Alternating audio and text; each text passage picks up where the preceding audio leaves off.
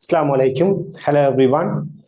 பிள்ளைகளோட வீடியோ அதே போல ஆடியோ கிளியரா இருக்குதா? வீடியோ அண்ட் ஆடியோ கிளியரா?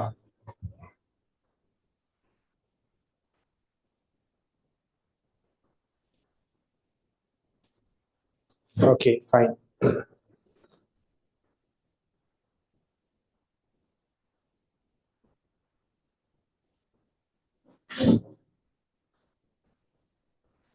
கவனிங்க.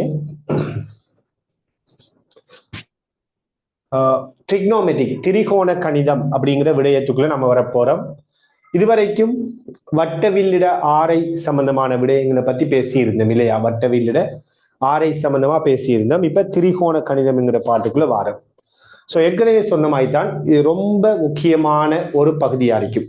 பிசிக்ஸ்ல ரொம்ப முக்கியமான ஒரு பகுதி, ரைட்? அதுக்குள்ள நான் சில விடயங்களை எம்பசைஸ் பண்ணி சொல்வேன். இதெல்லாம் ரொம்ப கட்டாயம், இது ஓரளவுக்கு முக்கியம். அந்த வெயிட்டை வந்துட்டு நான் டிஃபரன்ஷியேட் பண்ணி சொல்லுவேன்னா, வேறுபடுத்தி சொல்லுவேன். ஓகே, ட்ரிக்னோமெட்ரிக் திரிகோண கணிதம். ஸோ இது பத்தி நீங்க சொல்ல போனால் இந்த சின்ன வயசுல ஓலவல்லே நீங்க நினைஞ்சிட்டீங்க, இதெல்லாம் படிச்சுட்டு தான் வந்திருக்கிறீங்க. ஸோ இருந்தாலும் எல்லாருக்கும் அது ஞாபகம் இருக்கும் அப்படின்னு சொல்ல முடியாது, ரைட்? முதலாவது, ஒரு செங்கோண முக்கோணி ஒன்று எடுத்தீங்கன்னா, ஒரு செங்கோண முக்கோணி எடுத்தீங்கன்றால் அந்த செங்கோண முக்கோணியில 3 பக்கங்கள் இருக்கும் இல்லையா? ஒரு செங்கோண முக்கோணியில் என்ன செய்யும்? 3 பக்கங்கள் காணப்படும். அதுல ஒன்று, இப்ப இந்த செங்கோண முக்கோணியில இந்த கோணத்தை நான் தீட்டா அப்படின்னு சொன்னால், இந்த தீட்டாங்கிற கோணத்துக்கு எதிர்க்கே இருக்கக்கூடிய ஒரு பக்கம், இதை நாம எதிர்பக்கம் அப்படின்னு சொல்லுவோம். உதாரணமா இந்த நீளத்தை நான் ஏன் எடுக்கிறேன், இந்த பக்கத்தை நாம எதிர்பக்கம்னு சொல்லுவோம். சரியானே? அதே மாதிரி இந்த செங்கோண முக்கோணியில இந்த கோணத்தோட இருக்கிற ஒட்டி கொண்டிருக்கக்கூடிய இந்த சைட், இந்த பக்கத்தை நாம அயற்பக்கம் அப்படின்னு சொல்லுவோம். இதுல நீளத்தை நான் பீன்னு சொல்றேன். அதே நேரத்துல இந்த செங்கோணத்துக்கு ஒப்போசிட்டா இருக்கக்கூடியது, இந்த செங்கோணத்துக்கு எதிரே இருக்கிற பக்கம், இதை நாம செம்பக்கம் அப்படின்னு சொல்லுவோம். இப்படி ஒரு செங்கோண முக்கோணியில உங்களுக்கு தெரியும் 3 பக்க நீளங்கள் இருக்க போகுது. ஒன்று கோணத்துக்கு எதிரே இருக்கிற பக்கம் எதிர்பக்கம், கோணத்தோட இருக்கிற பக்கம் அயற்பக்கம், செங்கோணத்துக்கு எதிரே இருக்கிற பக்கம் அதாவது செம்பக்கம் அப்படின்னு சொல்லுவோம். என்ன பாயிண்ட் என்றால், இந்த செங்கோண முக்கோணியில இருக்கக்கூடிய இந்த பக்கங்களோட நீளங்களுக்கு இடையிலான தொடர்பை குறிப்பிடுறதுக்காக பயன்படுத்தக்கூடிய ஒரு ஆள் தான் இந்த திரிகோண கணிதம். இந்த திரிகோண கணிதம் வெறுமனே ஒரு பக்க நீளங்களை குறிப்பிடுற ஒரு விஷயம் மட்டும் இல்லை. சொல்ல போனா மெட்ஸ்ல வந்துகிட்டு நீங்க ஏலெவல்ல மட்டும் இல்லை, யூனிவர்சிட்டியில என்ஜினியரிங்ல போய் அந்த என்ஜினியரிங்ல வந்துகிட்டு நீங்க அட்வான்ஸ் மெட்ஸ் எல்லாம் படிச்சா கூட, சரி, யூனிவர்சிட்டி மெட்ஸ் படிச்சா கூட, அங்க எல்லா இடத்திலையுமே இந்த ட்ரிக்னோமெட்ரிக் வந்துகிட்டே இருக்கும். எல்லா என்ஜினியரிங்லையுமே இந்த ட்ரிக்னோமெட்ரிக் அப்ளை ஆகி கொண்டுதான் இருக்கும். என்ஜினியரிங் எடுத்தா எந்த என்ஜினியரிங்ல போனாலும் இந்த ட்ரிக்னோமெட்ரிக் வந்து இருக்கும். அந்த அளவுக்கு ஒரு முக்கியமான ஒரு ஆள் இந்த ட்ரிக்னோமெட்ரிக். அப்ப நீங்க வெறும் அது பக்க நீளங்கள்ல மட்டும் யோசிக்கிற ஒரு விஷயம் இல்லை, அது நிறைய இடங்கள்ல வேற வேற கோணத்திலே வேற வேற வெரைட்டி அவெல்லாம் திங்க் பண்ணக்கூடிய ஒரு பகுதியா இருக்கும். பிசிக்ஸ்ல நாம அதை நிறைய இடத்துல டிஃப்ரெண்ட் அவெல்லாம் அப்ளை பண்ணுவோம். சரியான? இப்ப நம்ம செங்கோண முக்கோணியை வச்சு பேசினாலும் இந்த கன்செப்டை நாம நிறைய இடத்துல என்ன செய்ய போறோம், கொண்டு போய் அப்ளை பண்ண போறோம். அந்த அளவுக்கு ஒரு வாஸ்டான ஒரு ஏரியா தான் இந்த ட்ரிக்னோமெட்ரிக்னு சொல்லக்கூடியது. இப்ப அந்த ட்ரிக்னோமெட்ரிக்ல இந்த செங்கோண முக்கோணி எடுத்தீங்கன்னா, இந்த கோணத்துக்கு எதிரே உள்ள பக்கம், இதை நாம எதிர்பக்கம், மற்றது செம்பக்கம் அப்படின்னு சொன்னதானே. அந்த வகையில சரியா, திரிகோண கணிதத்துல பயன்படுத்தப்படுற ஒரு முக்கியமான ஒரு ஆள் தான் சைன் தீட்டா. சைன் என்று சொல்லக்கூடியது. சைனுங்கிறது யாரு அப்படின்னால், பொதுவா சைனுங்கிறது யாருன்னா எதிர்பக்கத்தை செம்பக்கத்தால பிரிக்கிறது. அதாவது ஒரு செங்கோண முக்கோணிட கோணத்துக்கு எதிரே இருக்கிற பக்கத்துக்கும் அதுல செங்கோண முக்கோணிட செம்பக்கத்துக்கும் இடையிலான விகிதத்தை குறிப்பிடக்கூடிய ஒரு ஆள் தான் சைன் தீட்டா அப்படின்னு சொல்றது. அப்ப சைன் தீட்டாங்கிறது எதிர்பக்கத்தின் கீழ் செம்பக்கம். அப்ப ஏ இன் கீழ் சி என்று வரும். சைன் தீட்டா சமன் ஏ இன் கீழ் சி என்று வரும். அதே மாதிரி கொஸ் தீட்டா அப்படிங்கிற ஒரு ஆள். கொஸ்தீட்டா அப்படின்னா யார் என்றால் கொஸ்தீட்டாங்கிறது அயற்பக்கம் அயற்பக்கத்தை செம்பக்கத்தால பிரிக்கிறது. அதாவது பாத்தீங்கன்னா இப்ப ஒரு செங்கோண முக்கோணியில இந்த கோணத்தோட அயலாக இருக்கிற பக்கம் பி, சரியான, இது செங்கோண், இது செம்பக்கம் இல்லையா? அப்ப இந்த கோணத்தோட ஒட்டி கொண்டிருக்கிற பக்கம் அயற்பக்கம், அடுத்த பக்கம் செம்பக்கம். அப்ப கொஸ்தீட்டா என்னன்னு கேட்டா அயற்பக்கத்தின் கீழ் செம்பக்கம், பி இன் கீழ் சி என்று சொல்லுவோம். பி இன் கீழ் சி, இது ஏ இன் கீழ் சி. அடுத்தது tan தீட்டா. tan தீட்டா அப்படிங்கிறது யார் என்றால் ஒரு செங்கோண முக்கோணியில எதிர்பக்கத்துக்கும் அயற்பக்கத்துக்கும் இடையிலான விகிதமா இருக்கும். எதிர்பக்கத்துக்கும் ரைட் அயற்பக்கத்துக்கும் இடையிலான விகிதத்தை குறிக்கும்.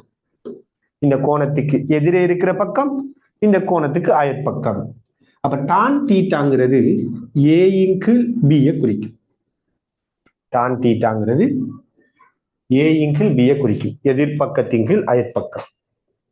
இப்படி sin தீட்டா ஏ இன் கீழ் C, cos theta be in கீழ் சி, tan தீட்டா எதிர்பக்கத்தின் கீழ் அயற்பக்கம் ஏ இன் கீழ் பி என்று சொல்லுவோம். இதுல என்ன பாயிண்ட் என்றால் sin தீட்டா சமன் ஏ இன் கீழ் சி என்றால் sin தீட்டாங்கிறது இப்ப ஏ இன் கீழ் சி என்று சொல்றேன் நானு. இதுல இப்ப நான் இந்த தீட்டாவை எழுவாய் மாற்றம் செய்யறேன் அப்படின்னு வச்சுக்கொள்ளுங்க. sin தீட்டா சமன் ஏ இன் கீழ் சி. இப்ப நான் என்ன செய்ய போறேன், இந்த தீட்டாங்கிறால எழுவாய் மாற்றம் செய்ய போறேன். இப்படி தீட்டாவை எழுவாய் மாற்றம் செய்யக்குள்ள இந்த சைன்ங்கிற இந்த எழுத்து அடுத்த பக்கம் வரும் இல்லையா? வரக்குள்ள நீங்க எழுவாய் மாற்றம் செய்யக்குள்ள எப்படி எழுதுறா ஏ கீழுக்கு சி எஸ் ஐ என், இதை கொண்டு போய் இங்கால எழுதுறேன்னு போட்டு எஸ் ஐ என் கீழுக்கு எழுதி விடுறேன்ல. இப்படி எழுதினீங்கன்னா அது பாவம், சரி, அது பாவம். sin தீட்டா சமன் ஏ இங்கில் சி என்றால் தீட்டா சமன் எஸ் ஐ என் கொண்டு போய் இங்கால கொண்டு போய் போட்டு ஏ இங்கில் எஸ் ஐ என் சி எழுதுறேன்ல, சரியா? இப்படி எழுதினா அது பாவம். இப்படி இந்த திரிகோண கணிதத்துல கோணங்களை நீங்க எழுவாய் மாற்றம் செய்யணும்னால் தீட்டா சமன் இந்த சைன் அப்படியே அடுத்த பக்கம் கொண்டு போகக்குள்ள சைன் இன்வர்ஸ் என்று வரும். சைன் இன்வர்ஸ் ஏ இன்கு சி என்று வரும். எப்படி சைனை இங்கால கொண்டு போய் இப்படி எழுதுறியா, இப்படி எழுதக்கூடா, அப்படியே மொத்தமா அந்த கோவையை இன்வர்ஸ் எழுதணும். சைன் இன்வர்ஸ் ஏ இன்கு சி. இதே மாதிரி உதாரணமா cos தீட்டா சமன் பி இன்கு சி என்று சொன்னதானே. இப்ப நாம என்ன சொல்லலாம், தீட்டா சமன் cos இன்வர்ஸ் பி இன்கு சி. cos இன்வர்ஸ் பி இன்கு சி. tan தீட்டா சமன் ஏ இன்கு பியா. அப்ப தீட்டா சமன் என்ன சொல்லலாம், tan இன்வர்ஸ் ஏ இன்கு பி. இப்படி நாம என்ன செய்ய முடியும் என்றால் ஒரு திரிகோண கணிதம் sin cos tan இது மூணு கட்டாயம் தெரிஞ்சிருக்கணும். ரொம்ப ரொம்ப ரொம்ப முக்கியமானது. அந்த திரிகோண கணிதத்துக்குள்ள இருக்கிற கோணத்தை எழுவாய் மாற்றம் செய்யறது எப்படி அப்படிங்கிற விடயமும் கட்டாயம் உங்களுக்கு தெரிஞ்சிருக்கணும். இதுக்கு மேலதிகமா நான் இன்னும் 3 திரிகோண கணிதங்களை இங்க அறிமுகப்படுத்துறேன். இது அந்த அளவுக்கு இம்பார்ட்டன்ட் இல்லை, சரியா? பட் 100% என்ன தேவையில்லை அப்படின்னு நான் சொல்ல மாட்டேன். ஒரு சில மாடல் பேப்பர்கள் எல்லாம் இந்த மாதிரி விஷயங்கள் போடப்பட்டிருக்குது. அதாவது sin தீட்டா இருக்குதானே, sin தீட்டாட தலைகீழ் பருமன், sin தீட்டாட தலைகீழ் பருமன், sin தீட்டாட தலைகீழ் பருமன், அதாவது கொசெக் தீட்டா அப்படின்னு சொல்லுவாங்க. இது டைப்பிங் மிஸ்டேக் இருக்கு. கொசெக் தீட்டா அதாவது sin தீட்டாவை தலைகீழா நீங்க எழுதினீங்கன்னா அதுக்கு பேர் கொசெக் தீட்டான்னு சொல்றோம். அதாவது கொசெக் தீட்டா சமன் என்ன வரும்னால் sin தீட்டா ஏ இன்கிள் சிண்டா. நீங்க சொல்லுங்க அப்ப கொசெக் தீட்டா என்ன அடிக்கும், sin தீட்டா ஏ இன்கிள் சி. அப்ப கொசெக் தீட்டா என்ன அடிக்கும்,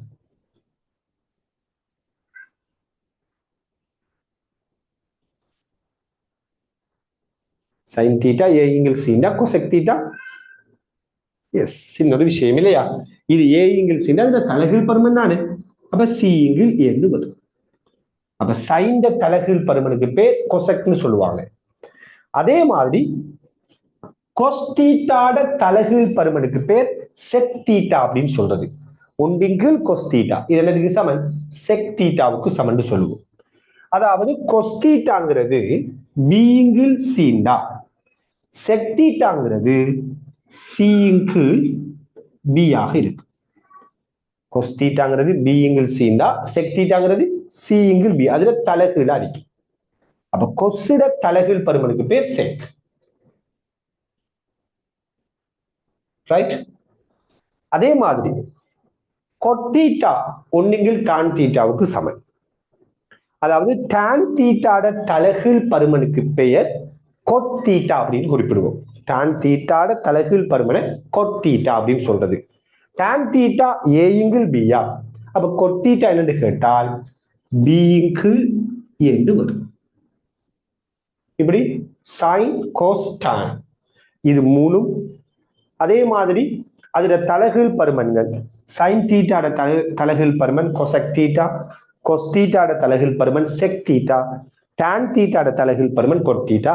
இது மூணும் அவ்வளவு இம்பார்ட்டன்ட் இல்லை. சில டேர்ம் பேப்பர்கள்ல சில மாடல் பேப்பர்கள் இந்த இதுல பயன்படுத்தி இருக்கிறாங்க. அந்த வகையில் அதை நாம தெரிஞ்சு வச்சுக்கொள்வது நமக்கு சேஃப் நெல்லம். சரியானே? அப்ப நல்லா புரிஞ்சுக்கொள்ளுங்க. இதுல சில நேரங்களில் உங்களுக்கு ஒரு குழப்பம் ஒன்று வார. சைன் தீட்டாட தலைகீழ் பருமன் கொசெக் தீட்டா, கொஸ் தீட்டாட தலைகீழ் பருமன் செக் தீட்டா. இதை எப்படி நீங்க புரிஞ்சு கொள்ளுங்கன்னா, சரியா, கொஸ் தீட்டாவுல சி வந்தா தலைகீழ் பருமன்ல எஸ் வரும். இங்க சைன் தீட்டா வருவதா, இங்க எஸ் வந்தா தலைகீழ் பருமன்ல சி தான் வரும். அதாவது கொஸ் தீட்டாட தலைகீழ் பருமன் செக் தீட்டாவா தான் இருக்கு, சைன் தீட்டாட தலைகீழ் பருமன் கொசெக் தீட்டாவாகத்தான் இருக்கு. சைனுக்கு கொசுக்கு இங்க கொஸ் தீட்டா, இங்க சி வந்தா தலைகீழ் பருமன் எஸ் ஆ மாறும், இங்க எஸ் வந்தா அதுல தலைகீழ் பருமன் சியா மாறும். டான் தீட்டாவா, அப்ப அதுல தலைகீழ் பருமன் கொட் தீட்டான்னு சொல்லுவோம். சரியா? இதே மாதிரி இன்னொரு விஷயம் என்ன, டான் தீட்டா இருக்குதானே, டான் தீட்டாவை நாம சைன் தீட்டாவின் கீழ் கொஸ் தீட்டான்னு சொல்லலாம். டான் தீட்டாங்கிறது சைன் தீட்டாவின் கீழ் கொஸ் தீட்டான்னு குறிப்பிட முடியும். அப்படிதானே? பாருங்க, சைன் தீட்டா இது கொஸ் தீட்டா, இந்த டான் தீட்டா என்னன்னு சொல்லலாம்னா சைன் தீட்டாவின் கீழ் கொஸ் தீட்டான்னு சொல்ல முடியும். ஓகே, நோட் பண்ணிக்கொள்ளுங்க. அப்போ நான் சொன்ன விடயங்கள் கிளியர் ஆகுது. சைன் கொஸ் டான் என்னங்கிறது இப்பதான் அறிமுகப்படுத்துறோம். எல்லாமே நீங்க ஓலோல படிச்சிருப்பீங்க, பட் நான் அதை பத்தி கன்சிடர் பண்ணல, நீங்க படிக்கல அப்படின்னு எடுத்து நான் பேச போறேன்.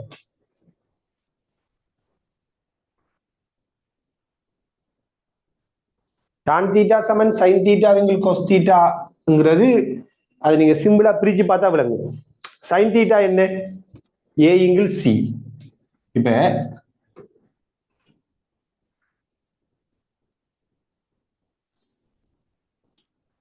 சைன் தீட்டாவின் கீழ் கொஸ் தீட்டா, சைன் தீட்டா என்னன்னு பாத்தீங்கன்னா ஏ இங்கிள் சி, கொஸ் தீட்டா என்ன பி இங்கிள் சி. இப்ப என்ன நடக்கும், இந்த சியும் இந்த சியும் வெட்டுப்பட்டா ஏ இங்கிள் பி வரும். அப்ப சைன் தீட்டாவின் கொஸ் தீட்டா என்னன்னு வரும், ஏ இங்கிள் பி வரும். அதான் யாரு, அதான் டான் தீட்டா.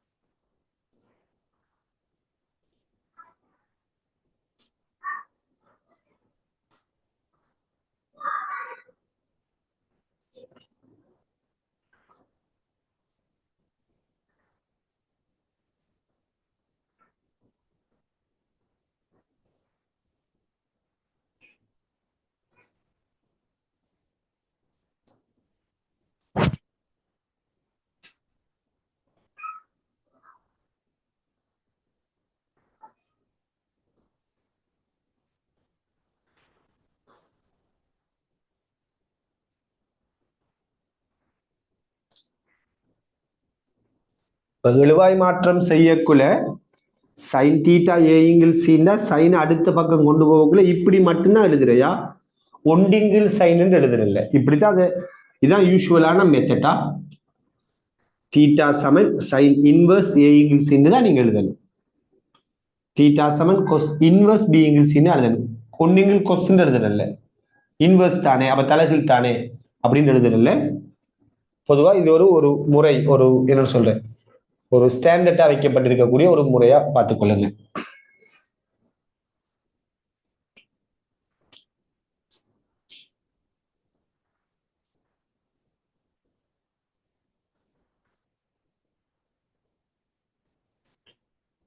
நோட் பண்ணிட்டீங்களா தேவையான விஷயங்கள்லாம்?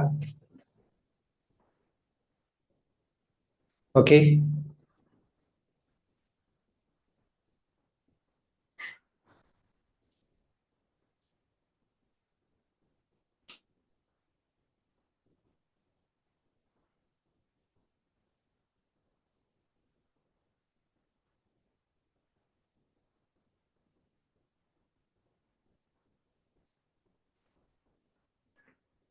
நம்ம இதை கூடுதலா பேச மாட்டோமா? இந்த மூணையும் நாம பெருசா பேச போறது இல்லை, இதை பத்தி நாம கூட கதைக்க தேவையில்லை. கொசெக் தீட்டா, செக் தீட்டா, கொட் தீட்டா அது ஒன்றும் இல்லை, அது தலைகீழ் பருமன்கள், அவ்வளவுதான்.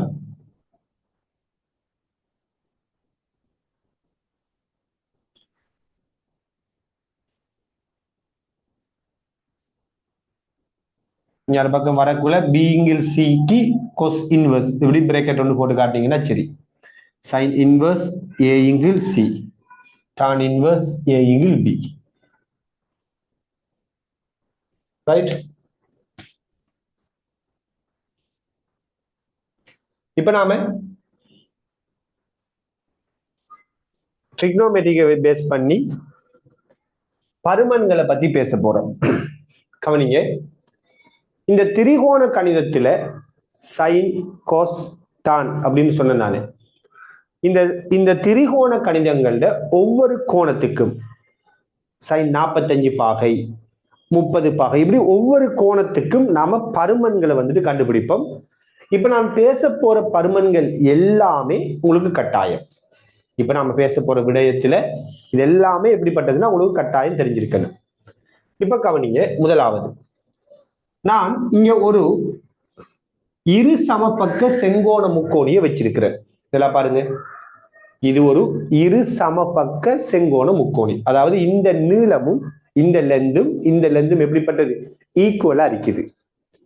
இந்த மாதிரி ஒரு ட்ரையாங்கிள் எடுத்தீங்களா, இரு சமபக்க செங்கோண முக்கோணி எடுத்தீங்கன்னா, இப்ப இந்த செங்கோண முக்கோணியில சரியா, இது எக்ஸ், இவரும் எக்ஸ்.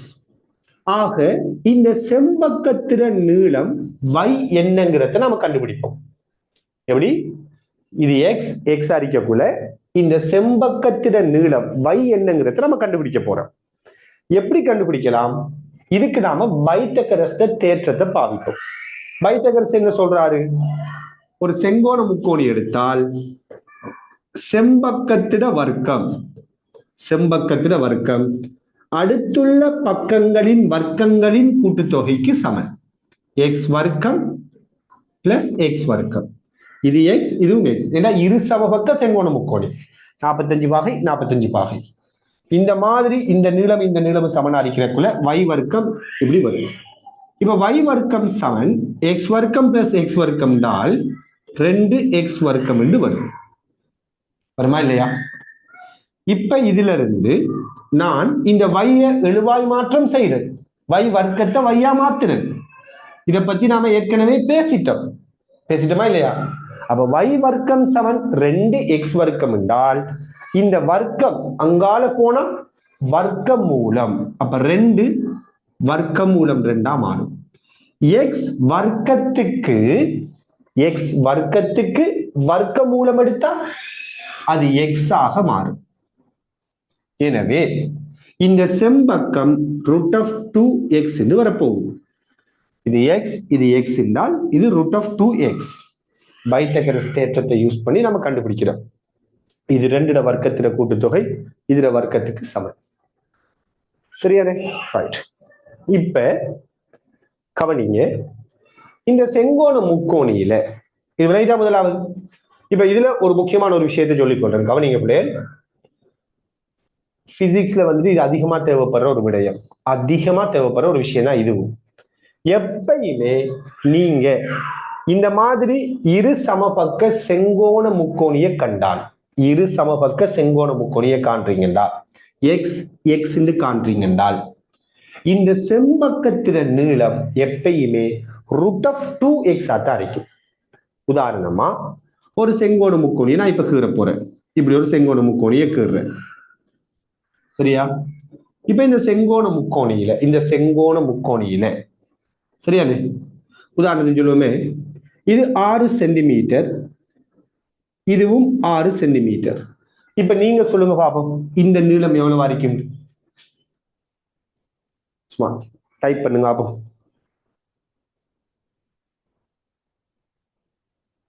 எக்ஸ், இது எக்ஸ், √2x சொன்னோம்.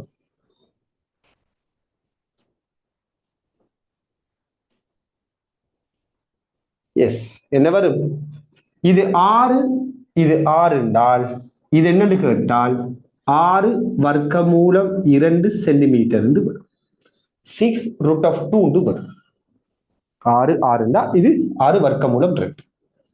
இப்படி இரு சமபக்க செங்கோண முக்கோணியில நீங்க √2 போட்டு விட்டீங்கன்னா சரியா, எக்ஸ் எக்ஸ் இதத்தின √2x. அப்ப 6 6 இது 6 வர்க்கமூலம் 2 இருக்கு. ரொம்ப முக்கியம், நிறைய இடத்துல பிசிக்ஸ்ல வந்துட்டு ஃபாஸ்டா கேள்விகளை செய்யறதுக்குலாம் இதெல்லாம் உங்களுக்கு ரொம்ப யூஸ்ஃபுல்லா இருக்கும். அப்ப 6 6 6√2 வரும், சரியா? ஓகே, இப்ப நாம அங்க வருவோம். இப்ப நீங்க சொல்லுங்க, sin 45 பாகை. உங்களுக்கு தெரியும் 45 பாகை என்றால், sin 45 பாகை என்றால் எதிர்பக்கத்தின் கீழ் செம்பக்கம். sin யாரு? எதிர்பக்கத்தின் கீழ் செம்பக்கம். அப்ப இது 45 பாகை, சரியா? அப்ப இந்த 45 பாகைக்கு எதிர்பக்கம் எது? எதிரே இருக்கிற பக்கம் எது? எக்ஸ். அப்ப எதிர்பக்கம் எக்ஸ், எதிர்பக்கத்தின் கீழ் செம்பக்கம். செம்பக்கம் என்ன? √2x. அப்ப எக்ஸின் கீழ் √2x, எதிர்பக்கத்தின் கீழ் செம்பக்கம். அப்ப எக்ஸின் கீழ் √2x. இப்ப இந்த எக்ஸும் எக்ஸும் வெட்டுப்பட்டால் 1/√2 வரும். அதாவது sin 45ங்கிறது 1 கீழ் வர்க்கமூலம் 2 எனும் பருமனை தரும். sin 45 எவ்வளவு பருமன்? sin 45 பாகையில பருமன் என்னன்னா 1 கீழ் வர்க்கமூலம் 2. அதாவது அதுல அர்த்தம் என்னன்னா, அந்த sin 45 1 கீழ் வர்க்கமூலம் 2 அப்படின்னா என்ன அர்த்தம்? இந்த நீளத்துக்கும் இந்த நீளத்துக்கும் இடையிலான ரேஷியோ, அந்த விகிதம் 1க்கு வர்க்கமூலம் 2 அர்த்தம்.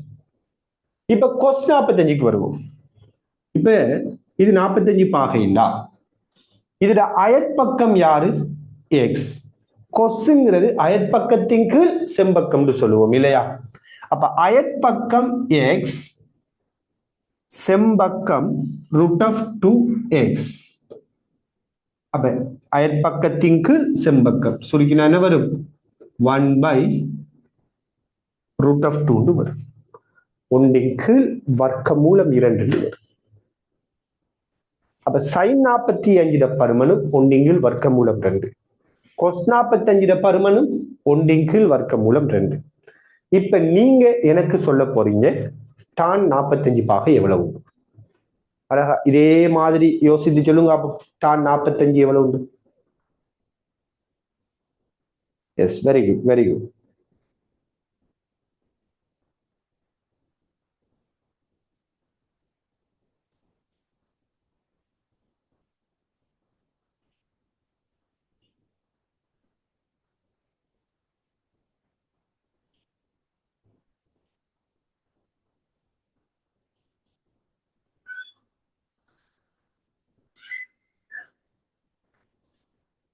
எஸ், என்ன வரும்? tan 45 எதிர்பக்கத்தின் கீழ் அயற்பக்கம். 45 பாகைக்கு எதிரே இருக்கிற பக்கம் யாரு? எக்ஸ். 45 பாகையில அயற்பக்கம் யாரு? அதுவும் எக்ஸ். அப்ப எதிர்பக்கத்தின் கீழ் அயற்பக்கம், எதிர்பக்கத்தின் கீழ் அயற்பக்கம், எக்ஸின் கீழ் எக்ஸ், அப்ப என்ன வரும்? 1 வரும். சோ டான் 45 பாகை 1. எதிர்பக்கத்தின் கீழ் அயற்பக்கம், எக்ஸின் கீழ் எக்ஸ், அப்ப 1 வரும். sin 45 1 வர்க்கமூலம் 2, cos 45 1 வர்க்கமூலம் 2, tan 45 1. இந்த பருமன் எல்லாமே கட்டாயம் தெரிஞ்சிருக்கு. இதெல்லாமே கட்டாயம் நீங்க நினைஞ்சிருக்கிறதுனா ஞாபகம் வச்சுக் கொள்ள வேண்டிய பருமன்கள். ரைட்?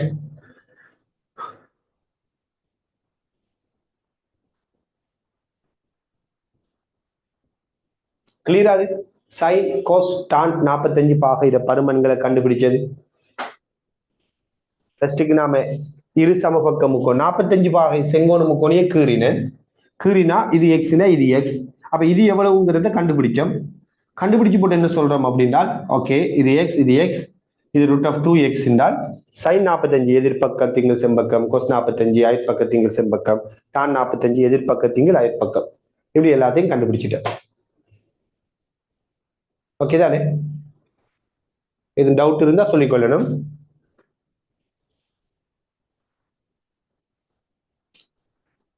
இப்ப நான் இந்த இடத்துல அடுத்த கோணத்துக்குள்ள வரப்போறேன். இங்க நாம ஒரு செங்கோண முக்கோணி எடுத்திருக்கிறோம். இந்த செங்கோண முக்கோணி எப்படி கீறப்பட்டிருக்குதுன்னு சொல்றேன். அதாவது நீங்க என்ன செய்றீங்கன்னா, இப்ப உதாரணம் ரூலர் ஒன்று எடுக்கிறீங்க. ஒரு ரூலர் எடுத்து, சரியா, ஒரு ரூலர் எடுத்து இப்படி ஒரு கோட்டை கீறுங்க. இந்த கோடை எக்ஸ் எடுப்போம். சரியா, ஒரு ரூலர்ல எக்ஸ்ங்கிற ஒரு நீளத்தை கீறுங்க. ஒரு 5 சென்டிமீட்டரோ 10 சென்டிமீட்டரோ சம்திங் ஏதோ ஒன்று எக்ஸ். திருப்பி சரியா, இங்க இருந்து இப்படி ஒரு கோட்டை கீறுங்க, செங்கோணம்.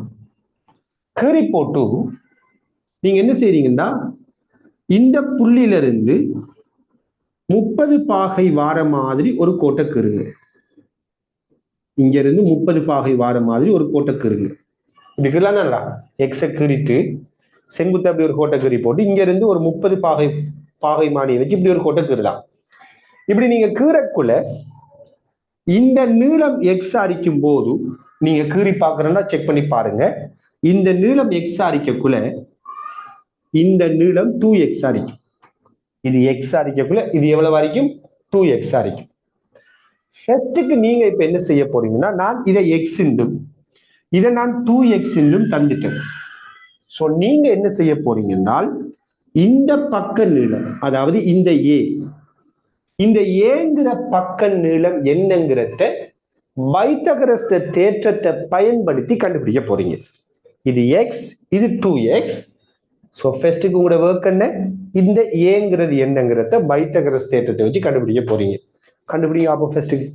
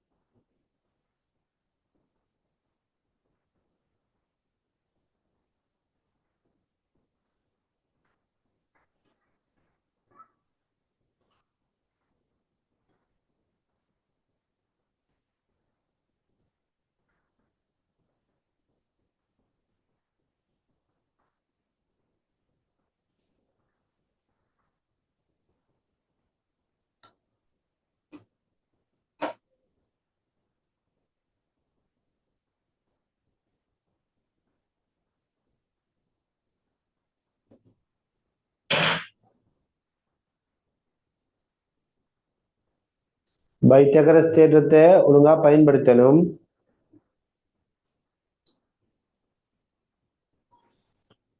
எது செம்பக்கம் எது அயற்பக்கம்ங்கிறதெல்லாம் சரியா அடையாளப்படுத்துங்க.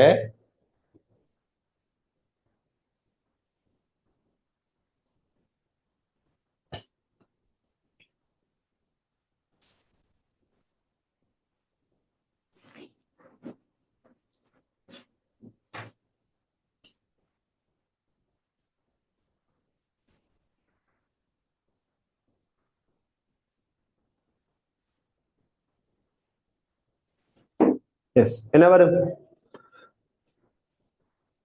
கவனிங்க.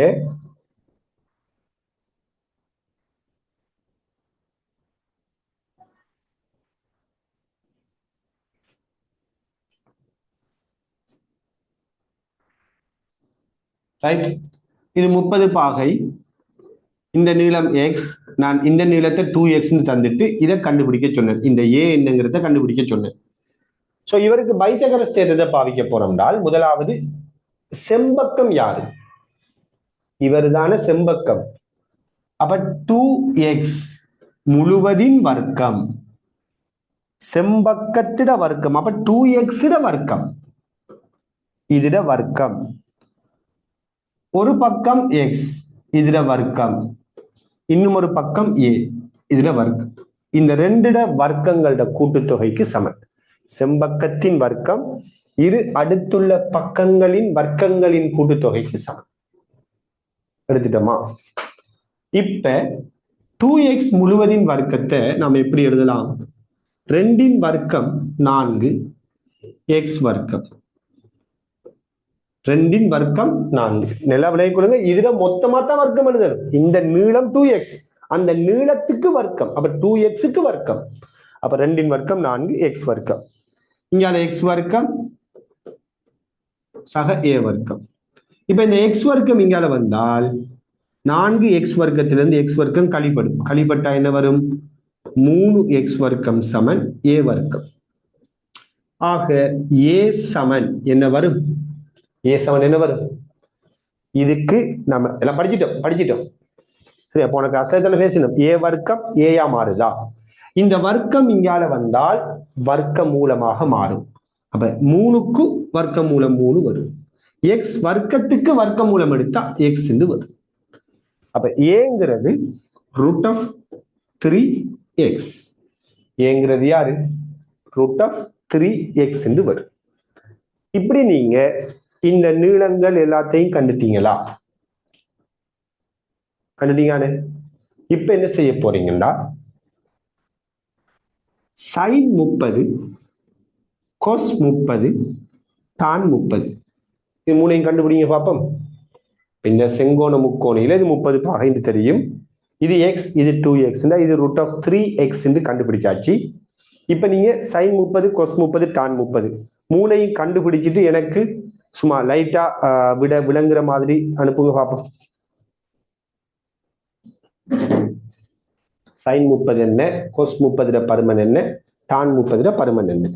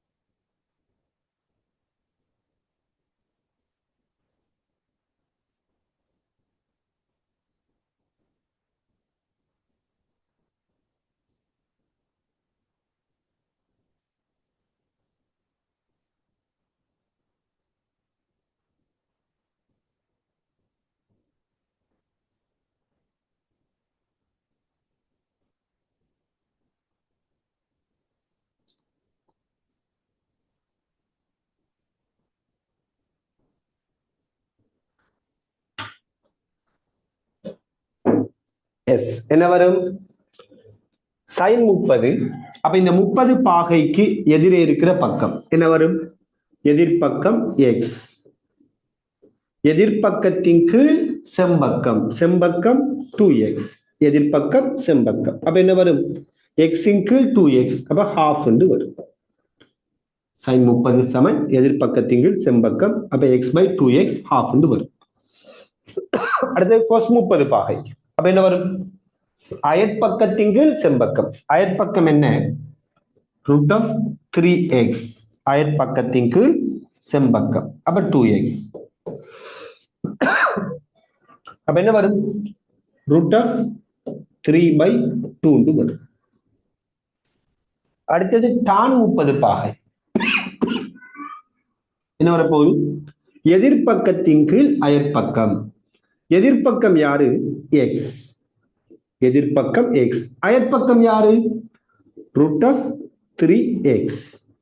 எதிர்பக்கத்தின் கீழ் அயற்பக்கம். அப்ப x உம் x உம் வெட்டுப்பட்டா 1 இன் கீழ் வர்க்கமூலம் 3. அப்ப பாத்தீங்கன்னா ஃபர்ஸ்ட்டுக்கு நாம இரு சமபக்க முக்கோணியை வச்சு sin 45 cos 45 tan 45 கண்டுட்டோம். இப்ப ஒரு 30 பாகையை கொண்ட ஒரு செங்கோண முக்கோணியை பயன்படுத்தி sin 30 cos 30 tan 30 கண்டுட்டோம். இப்போ உங்களோட ஒர்க் என்னென்றால் இதே மாதிரி ஏதோ முக்கோணி எனக்கு தெரியா என்ன செய்ய போறீங்க எனக்கு தெரியல. sin 60 cos 60 tan 60 இது மூணையும் கண்டுபிடிக்க போறீங்க. நான் முக்கோணியெல்லாம் தர போறது இல்லையா, அது நீங்களே எப்படியாச்சும் என்னையாச்சும் செஞ்சு போட்டு sin 60 cos 60 tan 60 கண்டுபிடிக்க போறீங்க. கண்டுபிடிங்க. ஃபர்ஸ்ட்டுக்கு நீங்க sin 60 கண்டுபிடிச்சு சொல்லுங்க. அப்போ நீங்க எல்லாத்தையும் காண தேவையில்ல. sin 60 கண்டுபிடிச்சு சொல்லுங்க. எல்லாம் யோசித்து கண்டுபிடிச்சு சொல்லுங்க. எஸ், சரியான விடைகள் வந்து கொண்டிருக்குது. பிடிச்சிட்டீங்க என்ன? sin 60. sin 60 கண்டுபிடிக்கிறதுக்கு ஏதாச்சும் வழி இருக்குதா? sin 30 cos 30 tan 30 கண்டுட்டேன்டா. நான் இப்ப என்ன கேட்கிறேன்டா, sin 60 cos 60 tan 60 கண்டுபிடிக்கிறதுக்கு வழி இருக்குதா? எங்க இருக்கு முக்கோணி?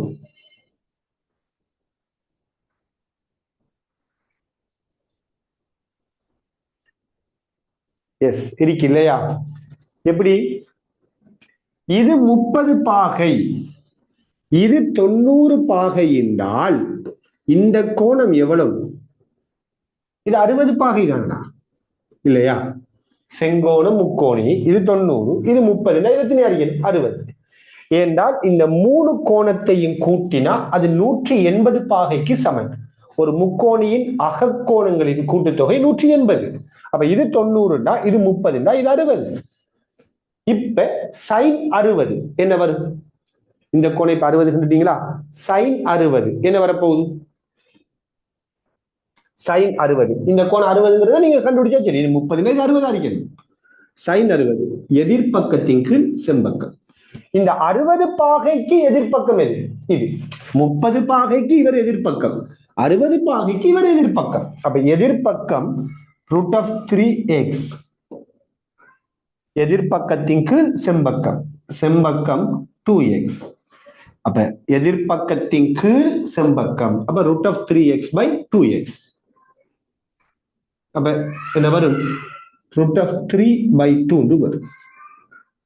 cos 60 என்ன வரும்? இந்த கோணத்துக்கு அயற்பக்கம். அப்ப இந்த கோணத்தோட இருக்கிற பக்கம் இது செம்பக்கம் எப்பயுமே. அப்ப கோணத்தோட இருக்கிற பக்கம் யாரு? x. அயற்பக்கத்தின் கீழ் செம்பக்கம். செம்பக்கம் என்ன? 2x. அப்ப என்ன வரும்? half வரும். அரை வரும். அயற்பக்கத்தின் கீழ் செம்பக்கம். அடுத்தது tan 60 பாகை என்ன வரும்? எதிர்பக்கத்தின் கீழ் அயற்பக்கம். எதிர்பக்கத்தின் கீழ் அயற்பக்கம். எதிர்பக்கம் root of 3x. அயற்பக்கம் x. சுருக்கினா root of 3. சுருக்கினீங்கன்னா root of 3 பாருங்க. Is it clear? sin 60 cos 60 tan 60.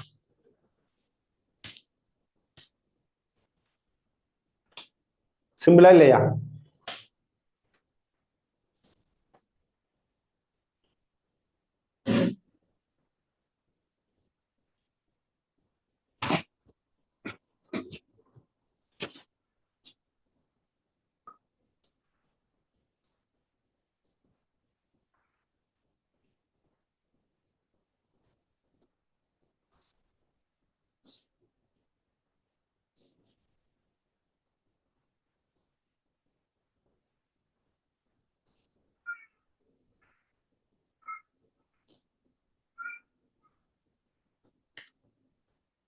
அப்ப இந்த முக்கோணியை வச்சு நாம sin cos tan இதுல 30 பாகை அதே மாதிரி 60 பாகை இது ரெண்டு பருமன்களை நம்ம கண்டுபிடிச்சிட்டோம். எல்லாம் நோட் பண்ணிட்டீங்களா? நோட் பண்ணாம இருக்கிறீங்களா? நோட் பண்ணாட்டி சொல்லுங்க.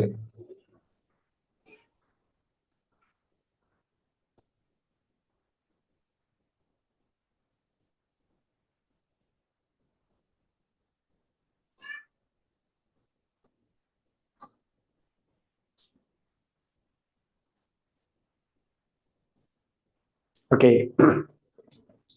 இப்ப நாம அடுத்த பாட்டுக்குள்ள போறோம்.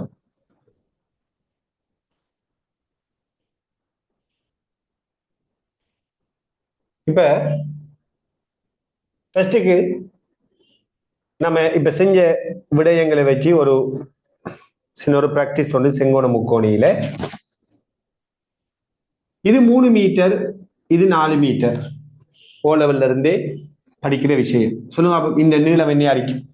இந்த செம்பக்கத்துல நீளம் என்ன எப்படி கண்டுபிடிக்கிற?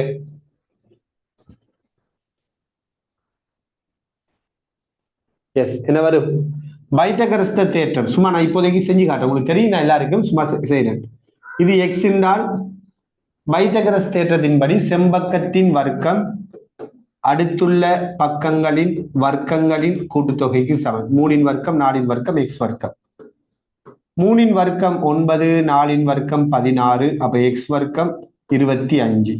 அப்ப எக்ஸ் சமன் இந்த இடத்துல 5 சென்டிமீட்டர் 5 மீட்டர். அதாவது இது 3 இது 4 செம்பக்கம் 5 அப்படின்னு தெரியும். சரியா? 3 4 5. அடுத்தது இப்ப சொல்லுங்க, அப்ப இப்ப படிச்சதை வச்சு இது 10 மீட்டர் இது 10 மீட்டர், அப்ப செம்பக்கம் என்ன? 10 10 அப்படி என்ன?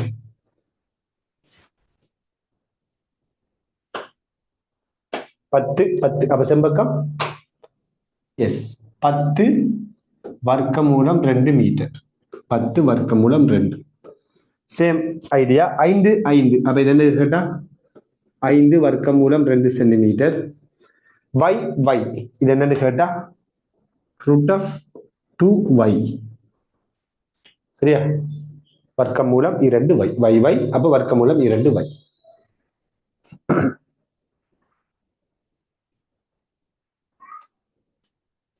சரியா? இது தெரிஞ்ச விஷயம் இல்லையா? சிம்பிளான ஒரு விடயம். இப்ப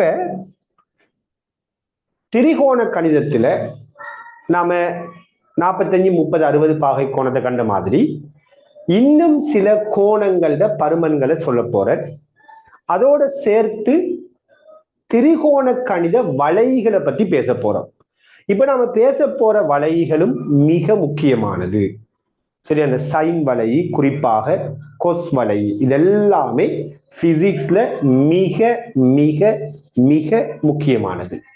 சரியா? தேவையில்லாத படிப்பில்லை. ஓகே, இப்ப நாம திரிகோண கணித வலைகள்ல திரிகோண கணித வலை அப்படிங்கிற ஒரு விடயத்தை பத்தி பேச போறோம். அதுக்கு முதல் இந்த அட்டவணைக்குள்ள வருவோம். இப்ப நீங்க சொல்லுங்க, சைன் 30 பாகை எவ்வளவு? வேகமா சொல்லுங்க, திருப்பி திருப்பி சொல்ல சொல்லதான் உங்களோட பிராக்டிஸுக்கு அது வரும்.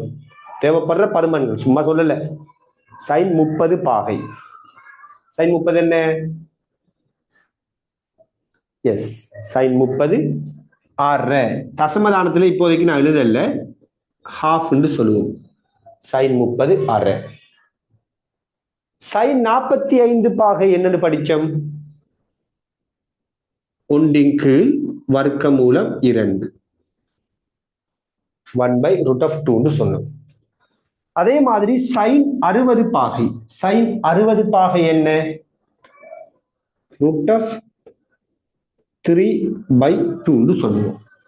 sin 30 half, sin 45 1/√2, sin 60 √3/2. விளங்குதா? இதான் நம்ம படிக்க சைனுக்குரிய பருமன்கள். இதுக்கு மேலதிகமா சைன் பருமன் sin 0 பாகை அப்படின்னால் சைன் பருமன் என்னன்னு பாத்தீங்கன்னா 0 பாகை என்று சொல்லுவாங்க. இது ஏன் என்று நான் உங்கள்கிட்ட சொல்ல மாட்டேன், ஆனா நீங்க கண்டுபிடிப்பீங்க. ஏன்னா அதுக்குத்தான் நான் உங்களுக்கு என்ன செஞ்சிருக்கிறேன்னா சிமுலேஷன் என்னோட வேர்ச்சுவல் லெப்பை நாம ரெடி பண்ணிருக்கிறோம். இப்ப நம்ம படிப்பிச்சிருக்கிற அவ்வளவு விஷயத்தையும் நீங்க செஞ்சு பார்க்க போறீங்க. நான் செய்து காட்டுவேன். அதே பிறகு நீங்க படிக்கக்குள்ள, நீங்க இதெல்லாம் திருப்பி படிப்பீங்க தானே, படிக்கக்குள்ள உங்களோட அந்த லெப் உங்களோட என்ன போன்ல என்னத்துல ஒன்றுல நீங்க என்ன செய்ய போறீங்க, என்னோட ட்ரிக்னோமெட்ரிக் லெப்புக்குள்ள என்னோட போன்ல ஏஜே பிசிக்ஸ் ஆப்பை நீங்க டவுன்லோட் பண்ண வேண்டி வரும். அந்த ஏஜே பிசிக்ஸ் ஆப்ல அந்த ஆப்பை நீங்க டவுன்லோட் பண்ணது பிறகு அதுக்குள்ள உங்களோட வெச்சுக்குரிய எக்ஸஸ் பண்ணக்கூடிய சில சிமுலேஷனை நாங்க தருவோம். அப்ப அந்த சிமுலேஷன் அந்த வேர்ச்சுவல் லெப்புக்குள்ள போனீங்கன்னா அங்க ட்ரிக்னோமெட்ரிக் லெப்னு ஒன்று இருக்கும். அதை நீங்க ஓபன் பண்ணலாம். போன கிளாஸ்ல நான் ஆர்க் லெப்னு ஒன்று காட்டின் வட்டவியல் ஆரை சம்பந்தமான விடயத்தை காட்டியிருந்தேன் இல்லையா? அதையும் நீங்க ஓபன் பண்ணி படிப்பிக்கிற விடயத்தை அந்த இடத்திலேயே மாறுபடுத்தி செஞ்சு பார்க்கலாம். அந்த வகையில் இந்த ட்ரிக்னோமெட்ரிக் லெப்புங்கிற இந்த சிமுலேஷன், இந்த வேர்ச்சுவல் லெப் வந்துகிட்டு ரொம்பவும் பவர்ஃபுல்லானது. அவ்வளவு முக்கியமான விஷயங்கள் அங்க உள்ளடக்கி அதை நான் டிசைன் பண்ணியிருக்கிறேன். சரியான உங்களுக்கு தேவையான எல்லா விஷயங்கள் ட்ரிக்னோமெட்ரிக் சம்பந்தமான மிக முக்கியமான எல்லாமே அதுல இருக்க போகுது. சரியான ரைட். அப்ப அந்த அடிப்படையில உங்களுக்கு நான் பெரும்பாலும் நினைக்கிற மாதிரி இன்றைக்கு ரைட், அதாவது உங்களுக்கு வந்துட்டு அந்த ஆப்பை டவுன்லோட் பண்றதுக்கு எல்லா விடயங்களும் இன்னைக்கு வந்துட்டு உங்களுக்கு ஒரு இன்ஸ்ட்ரக்ஷன் எல்லாமே தரப்படும். அதை நீங்க டவுன்லோட் பண்ணதுக்கு பிறகு உங்களோட மெயில் ஐடியை பேஸ் பண்ணி வந்துட்டு நீங்க அதை எக்ஸஸ் பண்றதுக்கான செட்டப்புகள் செய்யப்படுவது. சரியான ஸோ பெரும்பாலும் நீங்க யூஸ் பண்ண ஆரம்பிக்கலாம். ரைட். அப்ப அந்த வகையில இப்ப சைன் 0 பாகையிட பருமன் 0. அது ஏன்னு நான் சொல்லல, நீங்க தான் கண்டுபிடிக்க போறீங்க. நான் சிமுலேட் பண்ணி காட்டக்குள்ள நீங்க கண்டுபிடிச்சு சொல்லணும். நான் கேட்பேன் ஏன் 0 வந்துக்கின்று, நீங்க சொல்லணும். ஏன் இதை சொல்றேன்டா, இந்த முறை எக்ஸாம் எழுத போற அதுவும் கம்பைன் மெத்ஸ் எடுக்கக்கூடிய ஆட்கள், கம்பைன் மெத்ஸ் எடுக்கக்கூடிய மாணவர்கள், அவங்கள்ட்ட சில நேரங்கள்ல கேட்டா கூட சைன் 0 ஏண்டா 0 கேட்டீங்கன்னா கூட சம்டைம்ஸ் சொல்லாம இருக்க வாய்ப்பு இருக்குது. எல்லாரும் சொல்ல மாட்டான்னு சொல்ல வரல, பெரும்பாலும் சொல்லாம விடுறதுக்கான சந்தர்ப்பம் கூட. சைன் 0 ஏன் 0, பட் நீங்க சொல்லுவீங்க. அதான் இப்ப சொல்லுவாங்க என்னோட சிமுலேஷன் அவுட்புட் அப்படிதான் அறிக்க போகுதுன்னு சொல்றேன். வெரி கிளியரா நீங்க அண்டர்ஸ்டாண்ட் பண்ணக்கூடிய அமைப்புல டிசைன் பண்ணிருக்கிறேன். இன்ஷா அல்லாஹ் என்ன செய்யும், அது அப்படியான ஒரு அவுட்புட்டை தான் நீங்க எடுக்க போறீங்க. ரைட். அப்ப சைன் 0 பாகை 0. அதே மாதிரி சைன் 90 பாகை, சைன் 90 பாகையிட பருமன் என்னன்னா 1. சைன் 90 பாகையிட பருமன் 1 என்று பார்ப்போம்.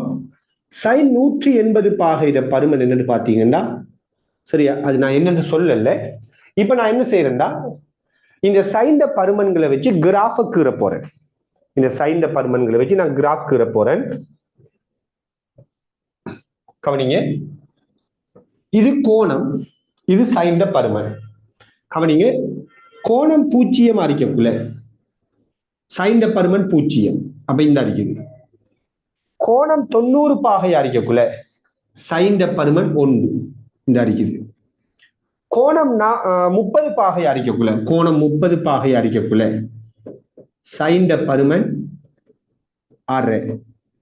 60 பாகை அறிக்கக்குள்ள சைன் பருமன் வர்க்கமூலம் 3/2.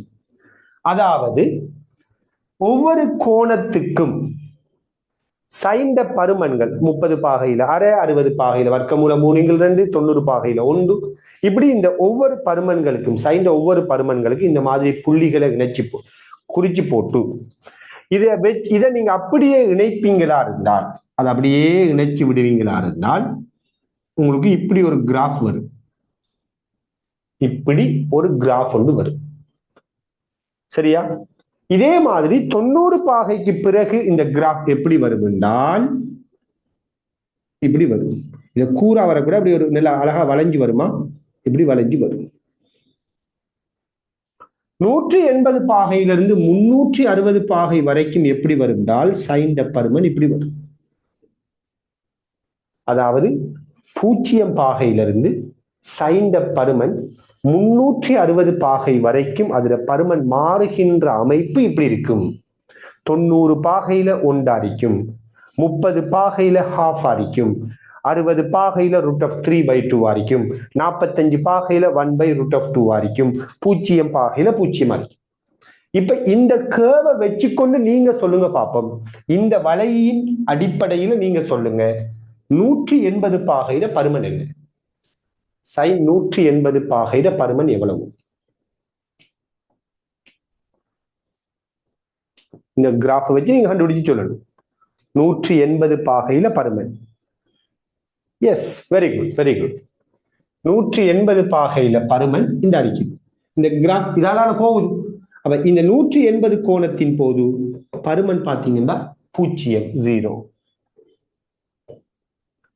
இப்ப நீங்க சொல்லுங்க 270 பாகை சைன் 270 பாகையில பருமன் என்ன? சைன் 270 பாகையில பருமன். Yes, very good very good. Sine 270 போது கிராஃப் மேலுக்கு எப்படி இருக்கு அதே மாதிரி கீழுக்கு வரும், அதாவது -1. இப்ப 360 பாகையில பருமன், சைன் 360 பருமன். எஸ், இந்த அடிக்குது இல்லையா? இந்த இப்ப இது எக்ஸ் அச்சு, இது 360 அடிக்குள்ள y அச்சுல பருமனை போய் பாத்தீங்கன்னா இந்த வரும் 0. இதான் சைன் பருமன் தொடர்பான சைன் வளையி, அதே மாதிரி அதுல பருமன்கள். நோட் பண்ணிக்கொள்ளுங்க நோட் பண்ணிக்கொள்ளுங்க.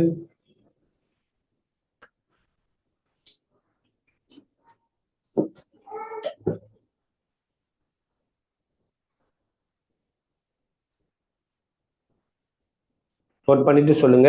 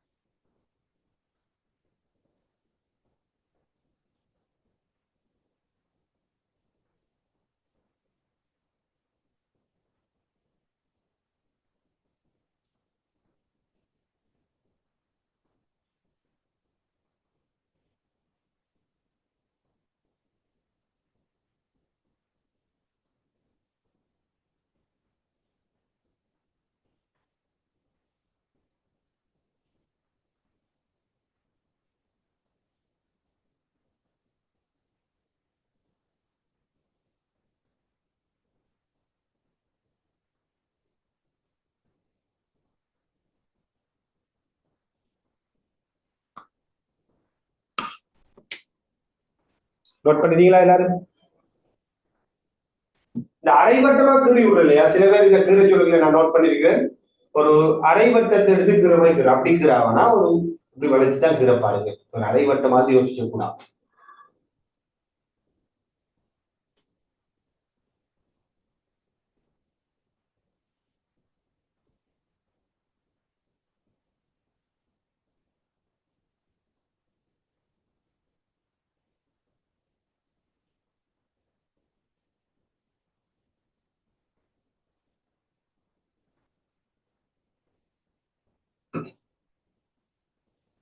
வலை அப்படியே உங்களோட மைண்ட்ல பதியட்டுமா? இந்த வலையெல்லாம் அப்படியே மனதுல பதியட்டும்.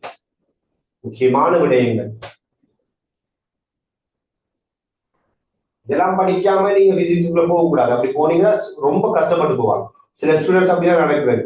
இடையில நம்ம கிளாஸுக்கு ஜெயின் ஆகி போட்டு அல்லது பேப்பர் கிளாஸ் செய்ய சொல்லுவாங்க. எங்களுக்கு திரிகோண கணிதங்களை பத்தி கொஞ்சம் படிப்பீங்க சார். எந்த அளவுக்குன்னா ரிவிஷன் கிளாஸ் செய்யக்குள்ள சரியா எக்ஸாம்பிள் போற வச்சு ரிவிஷன் கிளாஸ் செய்யக்குள்ள சில பேர் அதை ரிக்வஸ்ட் பண்ணுவாங்க இந்த திரிகோண கணித வலைகளை படிப்பிச்சு விடுங்கன்னு சொல்லி.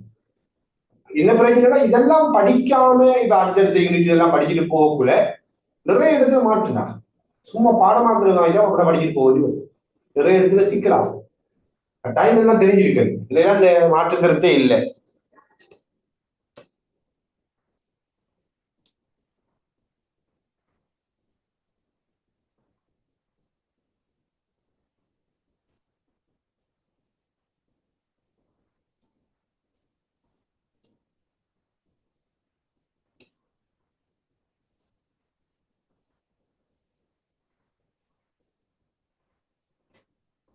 சரியா? ஓகே, இப்ப கவனிங்க.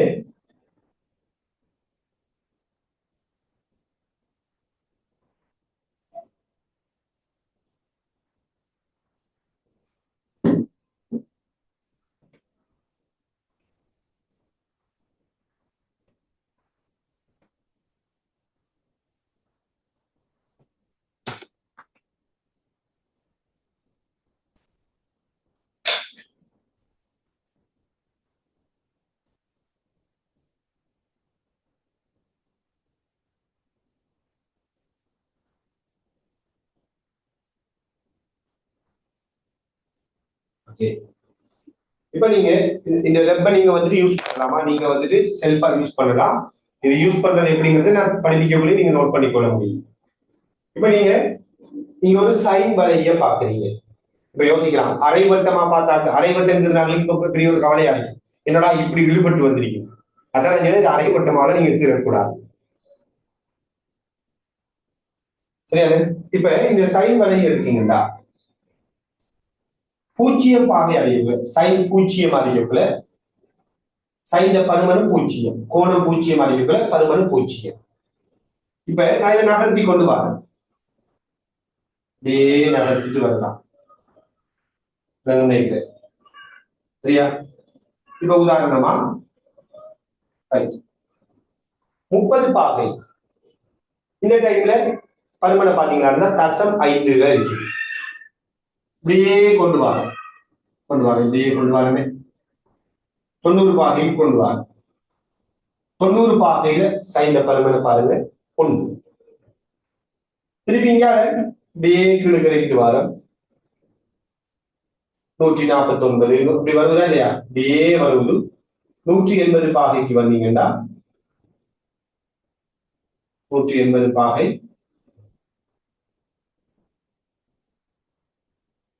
180 பாகைக்கு வந்தா பூஜ்ஜியம் வரும். இப்படி இந்த பருமனை நீங்க நோட் பண்ணலாம். 360 பாகை வரைக்கும் இப்படி போக முடியும். ஓகே, இது ஒரு பாயிண்ட். ஸ்டெப் 1 போட்டீங்கன்னா ஸ்டெப் 1 ஸ்டெப் 5 இருக்குது. இப்ப நான் ஸ்டெப் 5 போட்டேன்னா 5 பாகையா கடந்து போற மாதிரி பார்க்கலாம். இப்ப 185னா 190 200 205 210 215 20 30 ஸ்னெப் 5 போட்டா ஸ்னெப் 10 ஸ்னெப் 1. இப்ப ஒரு பாகைக்குள்ளால நகர்த்தி போட்டு தான் ஸ்னெப் 1 முடிச்சு வச்சிருக்கிறேன். எப்படி நீங்க விரும்பின கோணத்துக்குள்ளால நகர்த்தி இந்த பலன்களை பார்க்கலாம். இனி அது முக்கியம் இல்லை. ரைட், இது ஒரு விடயம். இன்னும் நிறைய முக்கியமான ஒரு விஷயம் இருக்கு. அதுக்கு அடுத்த இதை சொல்றேன். இதுல எக்ஸ்பிளைன் அப்படின்னு ஒரு விஷயம் இருந்துச்சு. இங்க வந்து இதுல எக்ஸ்பிளைன் அப்படின்னு ஒன்று இருக்கு. இதுல பாத்தீங்களா இருந்தால் sine theta, cos theta, tan theta இதுல சமன்பாடுகள் எல்லாமே நான் தமிழ்ல தான் மேக்சிமம் யூஸ் பண்ணியிருக்கிறேன். தமிழ்ல தான் எல்லாருக்கும் விளக்கக்கூடிய மாதிரி தான் இதெல்லாம் போட்டிருக்கிறேன். ஓகே, இப்ப கவனிங்க. இங்க வரும். இங்கதான் நம்ம இப்ப முக்கியமான ஒரு விஷயத்தை பத்தி பேச போறோம். நான் இதை சைனுக்கு மட்டும்தான் சொல்லுவேன். மித்த எல்லாத்தையும் நீங்க தான் கண்டுபிடிக்கணும். பிறகு இப்ப இங்க ஒரு மீட்டர் ஆரையை கொண்ட ஒரு வட்டத்தை நான் கீறியிருக்கிறேன். நீங்க பாத்தீங்கன்னா இது யாருன்னா 1 மீட்டர் ஆரையுடைய ஒரு வட்டம். சரியா? 1 மீட்டர் ஆரையுடைய வட்டம். இதை கூட பார்க்கலாம். சைக்கிள் சைஸ் இங்கேயும் இருக்கு. இதைத்தான் பெருசா இங்க பார்க்க போறோம். 1 மீட்டர் ஆரையுடைய வட்டம் இருக்கு. இப்ப இந்த 1 மீட்டர் ஆடையுடைய வட்டத்துல நீங்க ஒரு செங்கோண முக்கோணியை பாக்குறீங்க. இந்த இடத்துல ஒரு செங்கோண முக்கோணியை பாக்குறீங்க. அப்ப ஆரை ஒன்று அதாவது செம்பக்கம் ஒன்று, இது அயற்பக்கம், இது எதிர்பக்கம். இப்ப என்ன போயிட்டு என்றால், இப்ப இந்த கோணம் 45 பாகை அப்படின்னு வச்சுக்கொள்ளுங்க.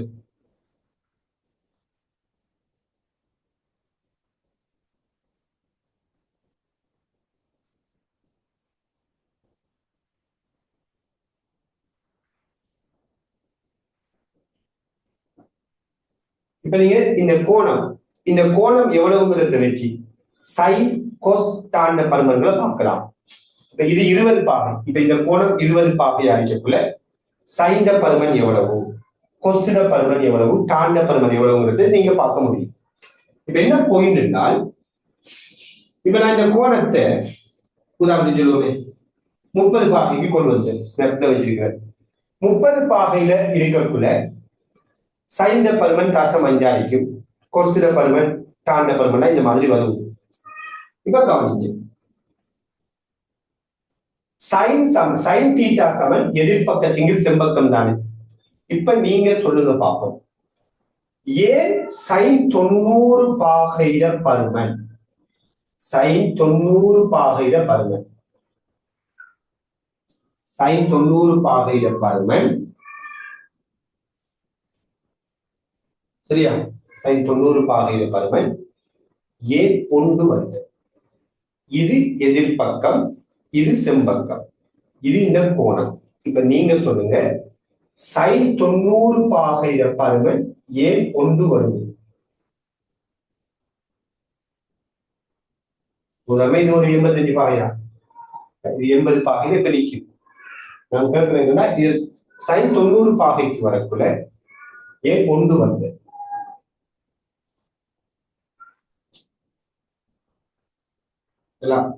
இதை நோட் பண்ணி போட்டு யோசித்து பாருங்க. நான் சொல்றது இதை நோட் பண்ணி யோசித்து பாருங்க.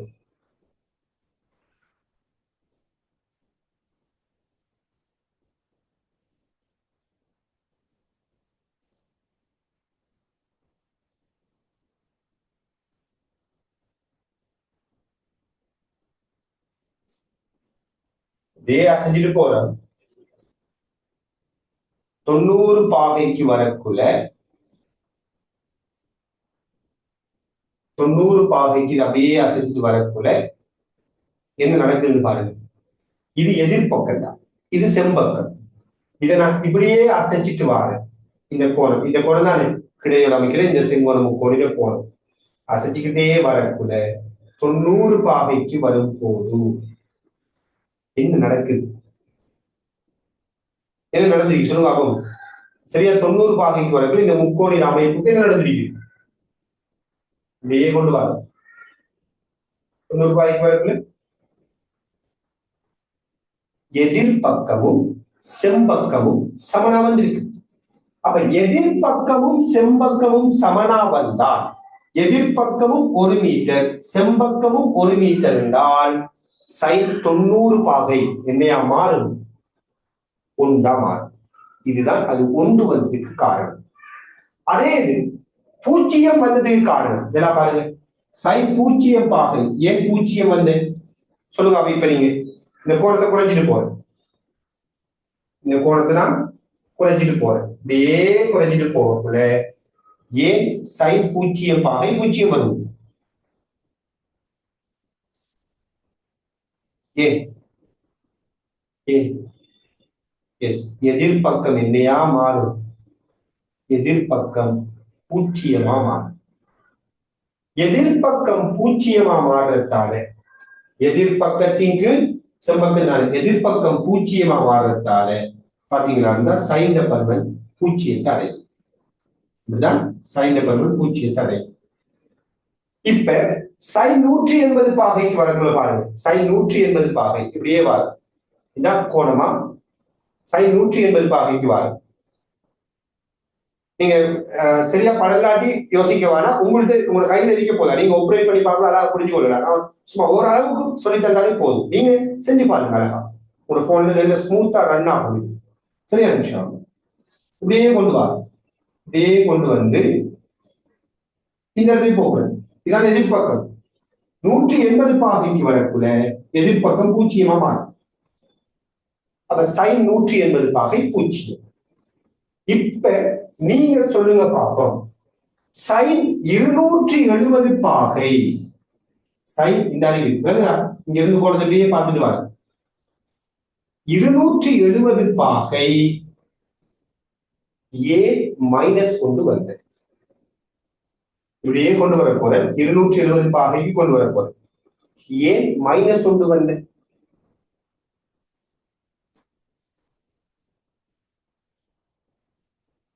என்ன காரணம்? 270 பாகை ஏன் மைனஸ் வரப்போகுது?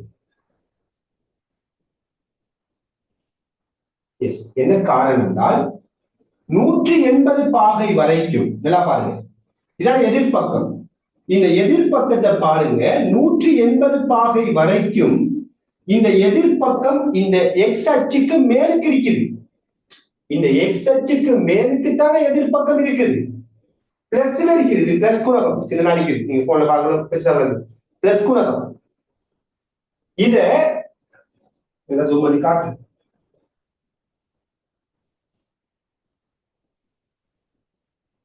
பிளஸ்ல இருக்குது. இப்ப பிளஸ்ல இருக்குது.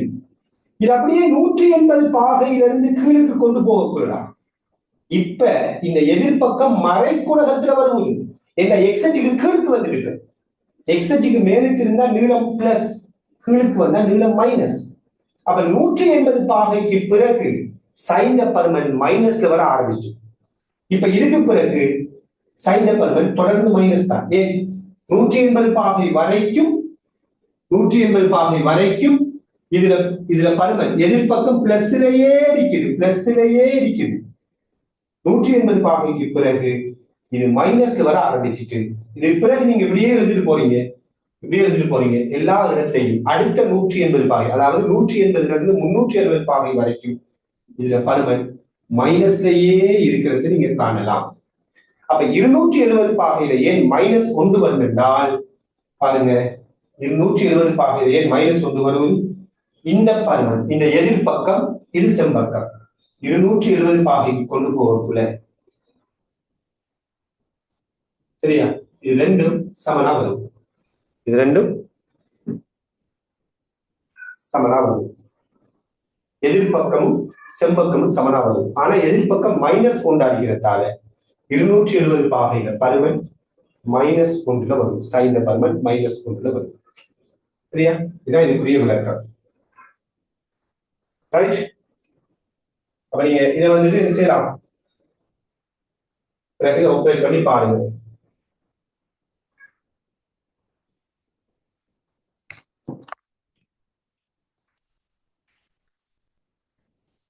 இதுதானே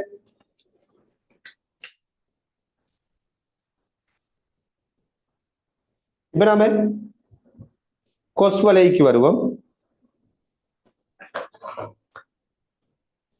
சரியா, இப்ப வேகமா சொல்லுங்க அப்போ.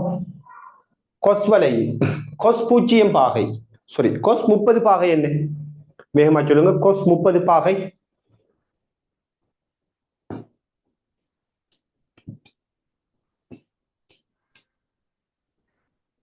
எஸ், கொஸ் 30 பாகையில பருமன் வர்க்கமூலம் 3/2. கொஸ் 45 பாகை 1/2 கொஸ் 60 பாகை, கொஸ் 60 பாகை 1/2. இதான் நம்ம நிறுவிட்டோம். கொஸ் 30, கொஸ் 45, கொஸ் 60. இப்ப நான் மேலதிகமா சில விஷயத்தை சொல்றேன். கொஸ் 0 பாகை நீங்க சொல்லுங்க அப்போ, நல்லா யோசித்து அந்த சிமுலேஷன் உங்களோட கண்ணுக்குள்ள அப்படியே வந்தால் நீங்க சொல்லுங்க பாப்போம். கொஸ் 0 பாகை என்ன அறிக்கும்? உங்க கண்ணுக்குள்ள வரட்டும் அந்த சிமுலேஷன். நீங்க அதை பிறகு செஞ்சு பார்க்கத்தான் போறீங்களா? நான் கொஞ்ச நேரம் தான் காட்டினேன். S, very good. கொஸ் 0 பாகை 1 அறிக்கும். அது ஏன்னு பார்த்துக்கொள்ளுங்க, ஏனுங்கிறது நீங்க பார்த்துக்கொள்ளுங்க. கொஸ் 90 பாகை, கொஸ் 90 பாகை செம்பக்கம் அயற்பக்கம் எதிர்பக்கம் 90 பாகைக்கு வரக்குள்ள அயற்பக்கம் 0, அப்ப கோஸ் 90 பாகை 0 அரிக்கும். கோஸ் 0 பாகை 1 அரிக்கும். சரியா பாருங்களா? அப்ப இதை வச்சு நீங்க கிராஃப் கீர்னீங்கன்னா அந்த கிராஃப் எப்படி வரும்னால் இப்படி வரும். என்ன சொன்னேன், கிராஃப் இப்படி வரும். அதாவது 60 பாகையில அரண்டு வரும் உதாரணத்துக்கு. 30 பாகையில வர்க்கமூலம் 3/2 வரும். இப்படி 90 பாகை வரைக்கும் கிராஃப் இப்படி வரும். இது பிறகு எப்படி வரும் பாத்தீங்கன்னா இதே இது கீழுக்கு இப்படி ரிப்பீட் ஆகும். இதுதான் ஒரு கொஸ் வளையிட வடிவம். இப்ப நீங்க சொல்லுங்க பாப்போம், இதுதான் கொஸ் வளை. இப்ப நீங்க சொல்லுங்க கொஸ் 180 பாகை எவ்வளவு? கொஸ் 180 பாகை எவ்வளவு?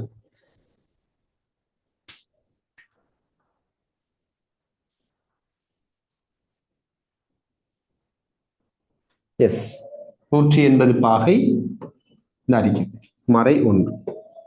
270 பாகை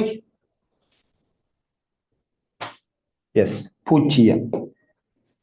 360 பாகை எத்தனை? 1. 360 பாகை 1. வேகமா நோட் பண்ணுங்க.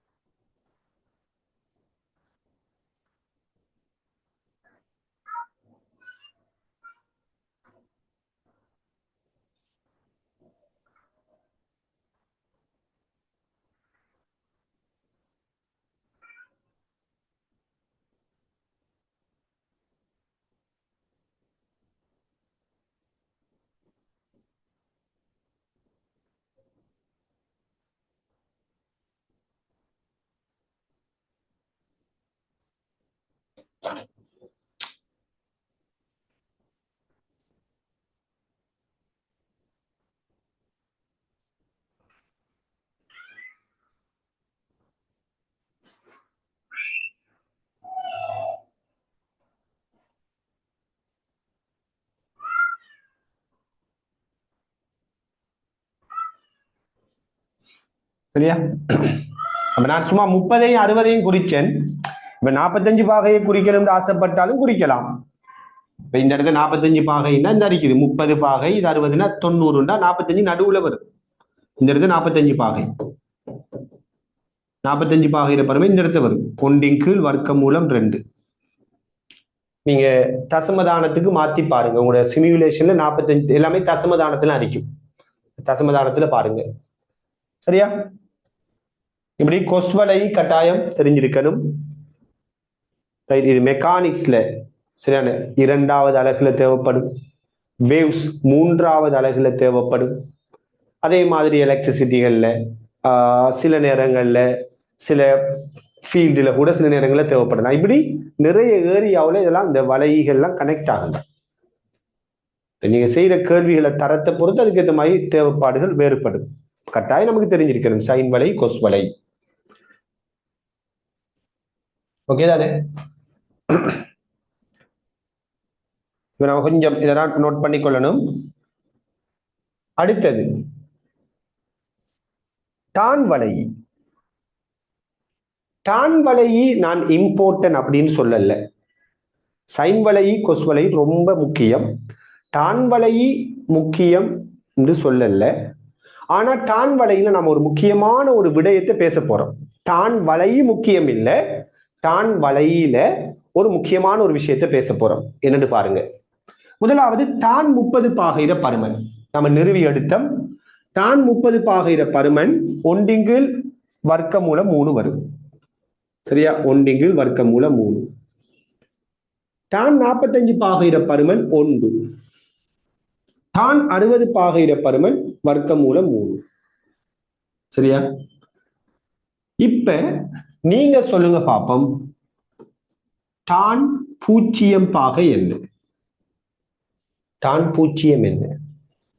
இது நாம நிறுவிட்டோம் இந்த 3ஐயும். நான் கேட்கிறேன் தான் 0 என்ன? உங்களுக்கு சைன் 0 தெரியும், கொஸ் 0 தெரியும். சோ இந்த கொஸ்டின் வந்துட்டு தான் 0 என்ன? Yes, very good. தான் 0 என்னன்னு கேட்டா சைன் 0 கீழ் கொஸ் 0. ஏன்? தான் தீட்டா சமன் சைன் தீட்டாவின் கொஸ் தீட்டா தானே. தான் தீட்டா சமன் சைன் தீட்டாவின் கொஸ் தீட்டா. அப்ப தான் 0 சைன் 0 கொஸ் 0. சைன் 0 என்ன? 0. கொஸ் 0 என்ன? 1. 0 ஒரு இலக்கத்தால பிரிச்சா என்ன வரும்? 0 ஒன்றால பிரிச்சா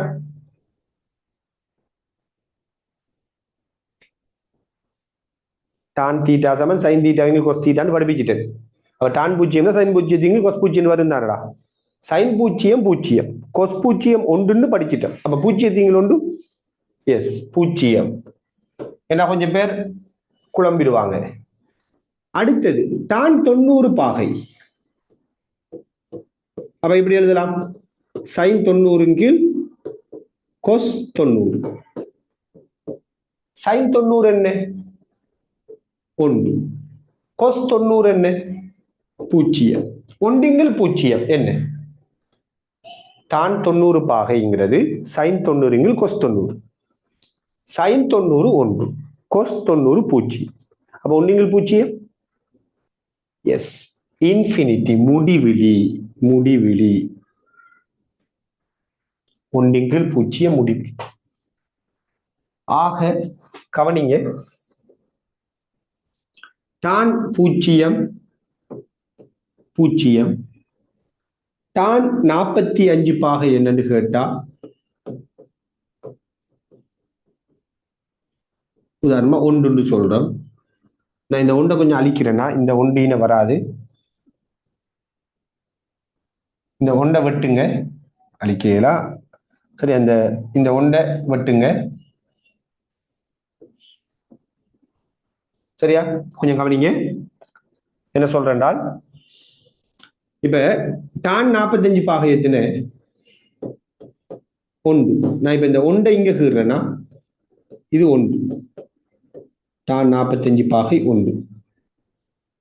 அதே மாதிரி tan 60 பாகை, tan 60 பாகை வர்க்கமூலம் 3. 45 பாகை 1, 60 பாகை வர்க்கமூலம் 3. இந்த 2 புள்ளியை குறிச்சிட்டு tan 90 பாகை யாரு? முடிவிலி.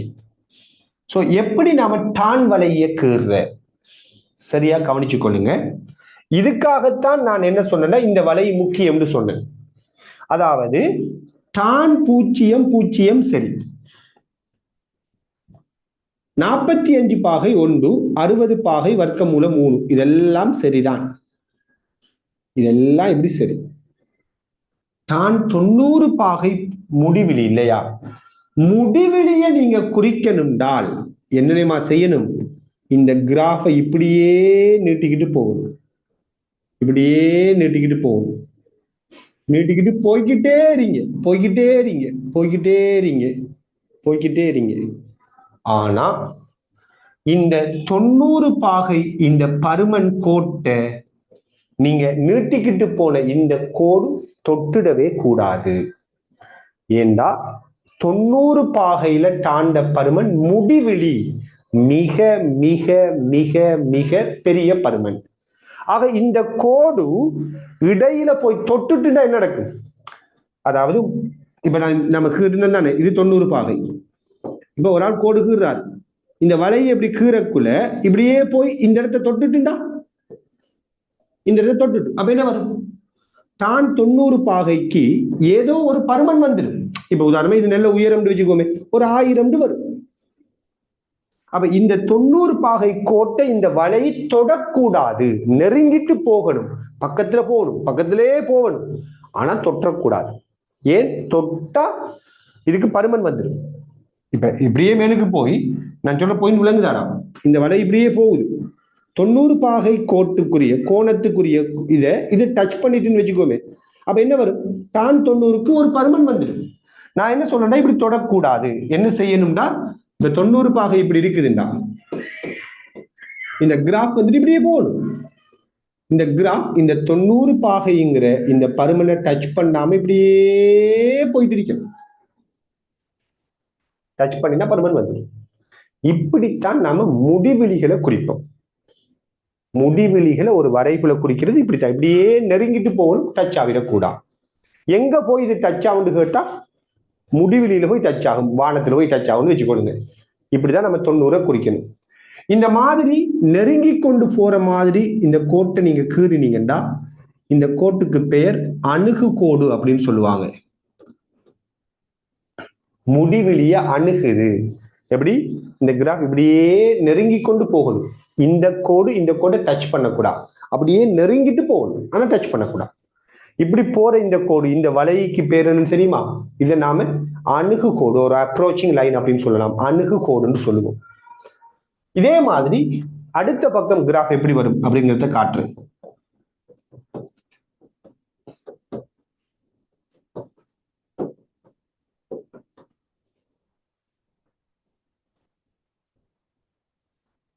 டான் வலை எப்படி வரும்னால், அடுத்த கட்டமும் இப்படி வரும்.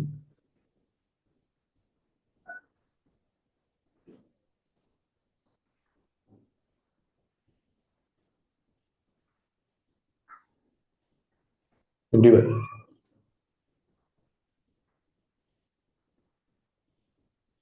இப்படி வரும். இதுதான் டான் வலை.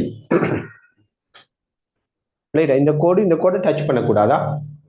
இந்த கோடு இந்த கோடை டச் பண்ணக்கூடாது. இந்த கிராஃப் சம்பந்தமா நீங்க ஓவரா யோசிக்க தேவையில்லை, ஏன்னா இது அவ்வளவு இம்பார்ட்டன்ட் இல்லை. பட் நான் என்னதுக்காக இதை சொன்னேன், இந்த வலையில நாம தெரிஞ்சிருக்க வேண்டிய ஒரே ஒரு முக்கியமான பாயிண்ட் என்னன்னு கேட்டா, ஒரு முடிவிலேயே எப்படி குறிக்கிறது. 90 பாகையில தாண்ட பருமன், இந்த தாண்ட பருமன் முடிவிலி அப்படின்னா நம்ம எப்படி குறிப்போம்னு கேட்டா, இது அப்படியே மேலுக்கு போயிட்டே இருக்கிற மாதிரி குறிப்போம். அது நீங்க தெரிஞ்சிருக்கணும். இப்ப நீங்க பார்த்து போட்டு சொல்லுங்க, 180 பாகை என்ன? தான் 180 பாகை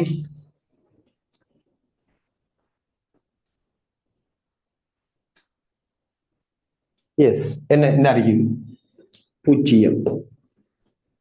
தான் 270 பாகை என்ன? தான் 270 பாகை.